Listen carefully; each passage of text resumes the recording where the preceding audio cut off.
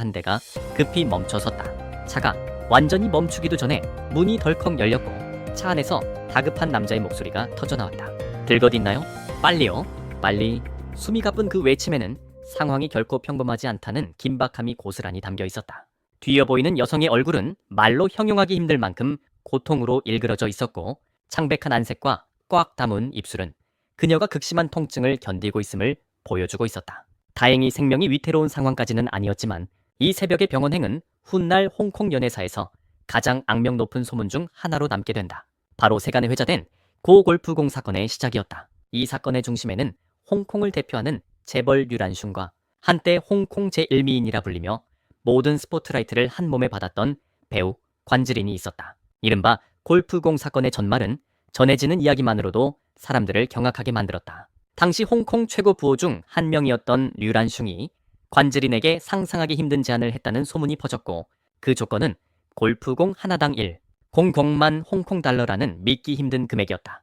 그리고 관즈린은 단 하나가 아닌 2개, 즉 총 0.00만 홍콩 달러에 해당하는 선택을 했다는 이야기가 덧붙여졌다. 그 결과가 바로 새벽의 병원 응급 이송이었다는 것이다. 다음 날이 되자 홍콩 언론은 일제히 이 소문을 대서특필하며 도시 전체를 뒤흔들었다. 신문과 잡지, 연예 프로그램까지 모두 같은 질문을 던졌다. 관즈린은 왜 그런 선택을 했는가? 이 질문은 단순한 호기심을 넘어 한 시대를 대표하던 미인의 이미지와 도덕성을 송두리째 흔드는 의문으로 번져갔다. 사람들이 더 큰 충격을 받은 이유는 관즈린이 원래 어떤 존재였는지를 너무나 잘 알고 있었기 때문이다. 그녀는 만주 귀족 가문인 과열자 씨의 후손으로 흔히 말하는 동북 격격의 혈통을 지닌 인물이었다. 14살 무렵 이미 100년에 한 번 나올까 말까 한 미인이라는 평가를 들었을 정도로 그녀의 미모는 일찌감치 전설처럼 회자됐다. 관즈린의 아름다움은 단순히 온화하거나 단아한 타입이 아니었다. 칼날처럼 날카롭고 공격적인 인상을 지닌 미모, 보는 이를 압도하는 강렬한 존재감은 때로는 너무 아름다워서 오히려 불편하게 느껴질 정도였다. 이 압도적인 외모는 그녀가 연예계에서 빠르게 자리 잡는데 결정적인 무기가 되었지만 동시에 수많은 시선과 욕망, 그리고 적대와 질시를 불러오는 원인이 되기도 했다. 관즈린의 미모는 축복이자 저주였던 셈이다. 그녀의 인생에 또 하나의 지워지지 않는 상처를 남긴 사건은 유부남 마천괴이와의 불륜 논란이었다. 마천괴이는 이미 배우 천메이치와 결혼한 상태였고 두 사람의 결혼 생활은 겉보기에는 평온해 보였다. 그러나 관즈린과 마천괴이의 관계가 세상에 알려지면서 상황은 급변했다. 특히 이 관계로 인해 임신 중이던 천메이치가 유산을 겪고 이후 출산이 불가능해졌다는 사실이 알려지자 여론은 걷잡을 수 없이 악화됐다. 관즈린은 내가 먼저 다가간 것은 아니다라며 해명했지만 대중의 시선은 이미 싸늘하게 식어 있었다. 이 관계는 무려 7년이나 이어졌고 결국 이별로 끝났지만 제3자라는 낙인은 관즈린의 인생에 깊게 새겨졌다. 이는 그녀가 평생 안고 가야 할 가장 큰 오점으로 남게 된다. 수많은 비난과 스캔들 속에서 관즈린은 무너진 이미지를 회복하기 위해 다시 연기에 모든 것을 걸었다. 그 전환점이 된 작품이 바로 1988년 영화였다. 이 작품에서 관즈린은 유덕화와 함께 호흡을 맞추며 금동옥녀라 불리는 최강의 스크린 커플로 떠올랐다. 특히 이 영화는 그녀의 필모그래피 중에서도 가장 대담한 연기로 평가받으며 큰 화제를 모았다. 흥행과 화제성 모두를 잡은 이 작품을 통해 관즈린은 다시 한번 대중의 시선을 사로잡았고 추락했던 여신의 이미지를 어느 정도 되찾는 데 성공했다.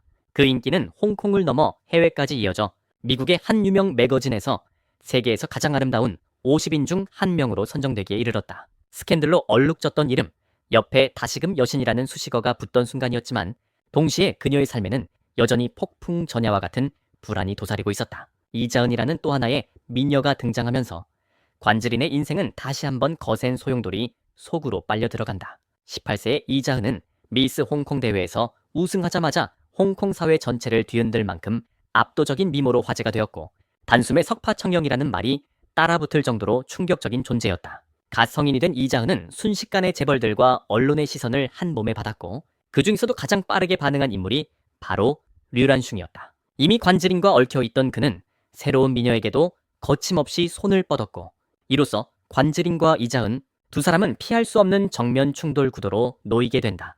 홍콩 양대 미녀라는 수식어가 붙을 만큼 두 사람의 미모는 각기 다른 방향으로 정점을 찍고 있었고 언론은 이들의 일거수일투족을 마치 미인 전쟁 중계하듯 따라붙었다. 1991년 관즈린이 장하구 콘서트에 게스트로 무대에 올랐을 때 그 긴장감은 극에 달했다. 무대 위에 등장한 그녀는 마치 천상에서 내려온 선녀처럼 보였고 조명 아래서 빛나는 얼굴과 자태는 관객을 단숨에 압도했다. 그날 이후 관즈리는 다시 한번 넘사벽 미모의 상징으로 회자됐고 이자은과의 비교는 더욱 노골적으로 이어졌다. 누가 더 아름다운가? 누가 더 치명적인가? 라는 질문은 사실상 답이 없는 싸움이었지만 이 경쟁은 두 사람 모두를 더욱 극단적인 스포트라이트 속으로 밀어넣었다. 이 시기 관즈린의 커리어는 그야말로 정점에 도달한다. 이영월과 함께 출연한 시리즈에서 그녀가 연기한 13인은 홍콩 영화사에 길이 남을 캐릭터가 되었다. 고집세고 당찬 성격, 하지만 사랑 앞에서는 솔직한 여성의 모습을 관즈린은 과하지도 부족하지도 않게 구현해냈다. 특히 민낯에 가까운 얼굴로 등장해도 전혀 흐트러지지 않는 미모와 자연스러운 연기는 관즈린은 연기를 하지 않아도 된다. 존재 자체가 이미 완성형이라는 평가를 끌어냈다. 이 시기는 외모와 커리어, 인지도와 화제성이 모두 절정에 이른 관즈린 인생 최고의 전성기로 기억된다. 그러나 화려함의 이면에서는 또 다른 불안이 자라나고 있었다. 1992년 언론은 관즈린과 류란슝이 함께 싱가포르를 여행하는 장면을 포착했고 이 사진 한 장은 다시 한번 홍콩을 발칵 뒤집어 놓았다. 이미 이자은과의 미묘한 긴장 관계가 형성된 상황에서 여기에 18세의 채소분까지 류란슝의 주변에 등장하며 판도는 더욱 복잡해졌다. 3명의 미녀가 한 명의 재벌을 중심으로 얽히며 사람들은 이를 두고 류씨 가문의 후궁극이라 비꼬았다. 관즈리는 불안과 질투 속에서 몇 차례 관계를 정리하려 했지만 막대한 부와 사치, 그리고 재벌이 제공하는 화려한 생활은 쉽게 손을 떼기 어려운 유혹이었다. 결국 헤어지려다 다시 얽히는 악순환이 반복되며 그녀는 점점 그 세계에 중독되어 갔다. 바로 그 무렵 류란슝의 인생에도 큰 위기가 찾아온다. 서구룡 지역에서 진행 중이던 대형 부동산 개발 사업이 지역 조직과 충돌하며 전면 중단된 것이다. 상대는 홍콩 암흑가를 상징하는 14K 조직의 거물, 후수윤기였다. 공사가 멈추자 하루에도 수억 원의 손실이 발생했고 계약 지연과 상점 폐업까지 겹치며 총 손실은 약 2억에 달했다. 재벌로서도 감당하기 쉽지 않은 타격이었고 류란슝은 결국 또 다른 14K 대부 홍한이에게 중재를 요청하게 된다. 이 과정에서 훗날 골프공 사건으로 불리게 되는 이야기의 진짜 배경이 드러난다. 중재를 위해서는 조건이 필요했고 그 조건은 충격적이게도 관즈린이 공공만을 들고 와 직접 이야기하라는 것이었다. 사업과 여인 사이에서 류란슝은 냉정한 선택을 했고 관즈린 역시 현실을 외면하지 않았다. 그녀는 자신의 몸값을 스스로 책정했고 그 선택의 결과가 바로 방 안에서 벌어졌다는 게임의 전원으로 이어진다. 골프공 하나의 공룡수만 총 2개라는 믿기 힘든 소문은 그렇게 퍼져나갔고 결국 관즈린은 새벽녘 얼굴이 창백해진 차에 병원 응급실로 실려가게 된다. 사건의 진위와는 별개로 결과는 명확했다. 류란슝은 위기를 넘기고 사업을 정상화했으며 이후 관즈린에게 값비싼 선물과 보상을 안겼다. 하지만 그 대가는 너무나 컸다. 이 사건은 관즈린의 이름 앞에 영원히 따라붙는 상징이 되었고 그녀가 아무리 화려한 커리어를 쌓아도 지워지지 않는 그림자로 남게 된다. 화려한 미인 전쟁과 재벌의 세계 한복판에서 관즈린은 그렇게 또 한 번 자신의 인생을 건 선택을 하고 있었다. 골프공 사건이 세간을 뒤흔든 뒤 시간이 흐르면서 이 이야기를 둘러싼 조작설과 반박도 서서히 고개를 들기 시작했다. 가장 먼저 지적된 허점은 병원의 이름이었다. 당시 일부 매체와 소문에서 관즈린이 실려갔다고 전해진 곳은 이른바 성마리아 병원이었지만 확인 결과 홍콩에는 그런 이름의 병원이 존재하지 않았다. 반면 영국 런던에는 유사한 이름의 병원이 실제로 존재했고 이 사실이 알려지자 누군가가 의도적으로 이야기를 만들어 관즈린을 음해한 것이 아니냐는 의혹이 제기됐다. 소문은 점점 균열을 드러냈고 논리적으로 맞지 않는 부분들이 하나둘 드러나면서 루머는 서서히 힘을 잃어갔다.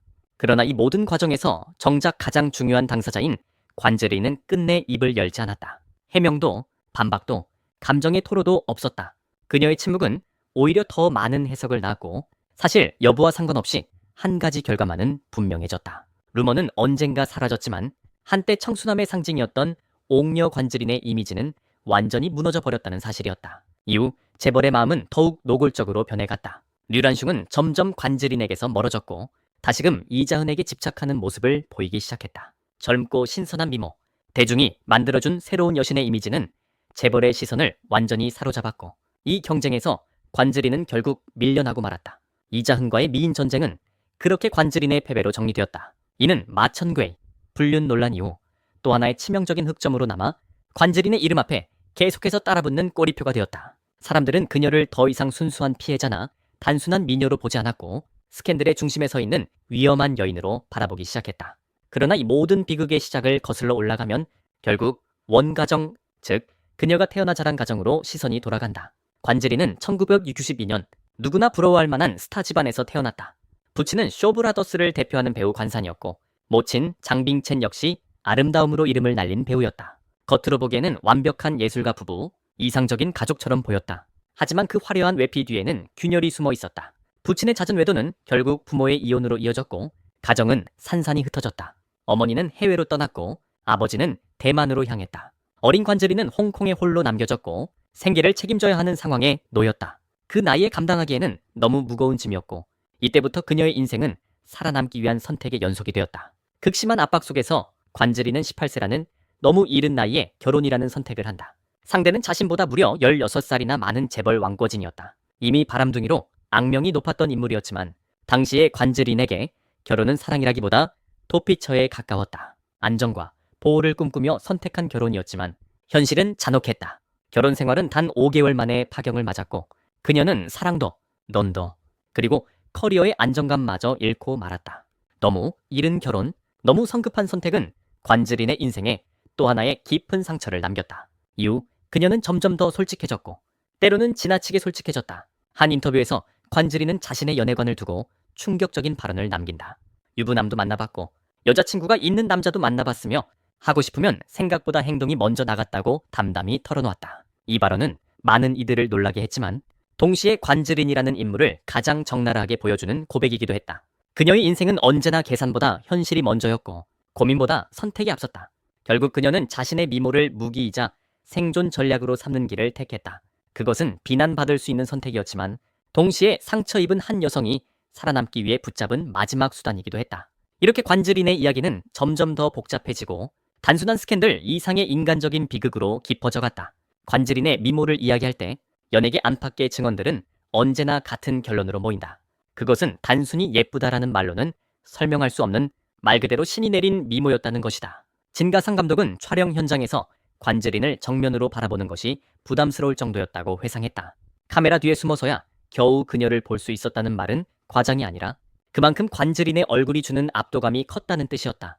유덕화 역시 여러 인터뷰에서 망설임 없이 내가 본 가장 아름다운 여배우로 관즈린을 꼽았다. 수많은 미녀 배우들과 함께 작업해 온 그가 단 한 사람의 이름을 이렇게 단정적으로 말한 경우는 드물었다.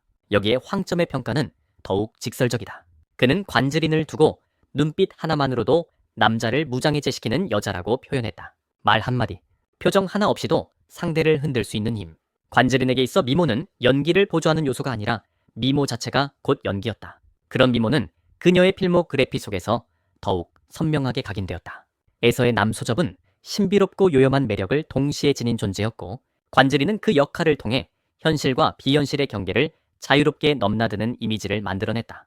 속 이명영은 강호의 풍파 속에서도 부드러움과 강단을 잃지 않는 인물이었는데 관즈린은 그 복합적인 매력을 자연스럽게 소화해냈다.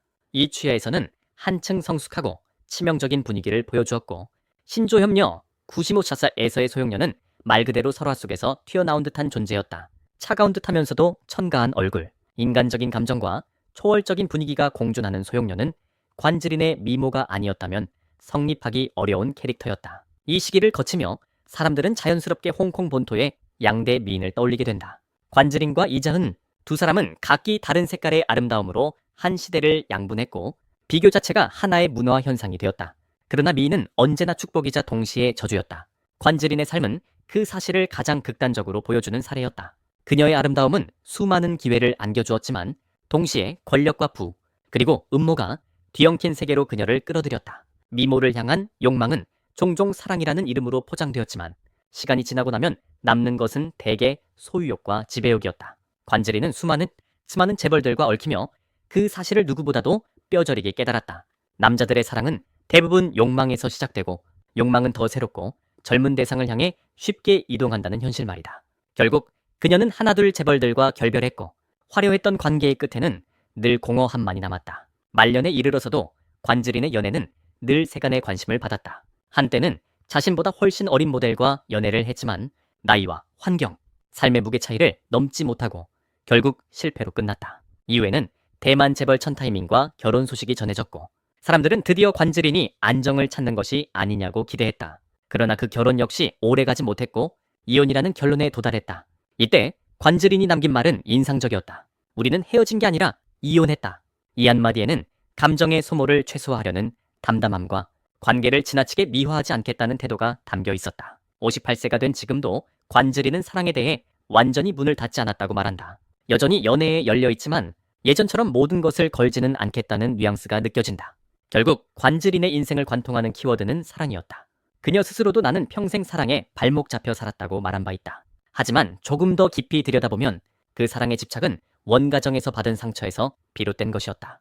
부모의 파국을 지켜보며 자란 소녀는 사랑을 통해 안정과 인정을 갈망했고 한때는 나는 절대 제3자가 되지 않겠다고 다짐하기도 했다. 그러나 운명은 아이러니하게도 그녀를 가장 싫어하던 위치로 밀어 넣었다. 미는 결국 늙고 아름다움은 언젠가 빛을 잃는다. 관즈린의 삶이 남긴 가장 큰 교훈은 진짜 안정감은 타인이 아닌 스스로 만들어야 한다는 사실이다. 남자에게 인생 전체를 올인하는 선택이 얼마나 위험한지 그녀의 인생은 그 한계를 적나라하게 보여준다. 그래서 마지막 질문은 자연스럽게 남는다. 관즈린은 악녀였을까? 아니면 시대가 만들어낸 피해자였을까? 한 시대를 대표했던 절대적인 미모, 그 미모에 모든 것이 집중되었던 사회 구조 속에서 그녀는 선택의 여지가 많지 않았던 것은 아닐까? 관즈린은 분명 완벽하지 않았지만 동시에 한 시대의 욕망과 편견을 온몸으로 견뎌낸 비극적 아이콘이었다. 이 이야기를 듣고 있는 여러분은 어떻게 생각하는가? 여러분의 의견을 댓글로 남겨주시길 바란다. 이야기가 흥미로웠다면 좋아요와 구독도 잊지 말아달라. 더 깊은 이야기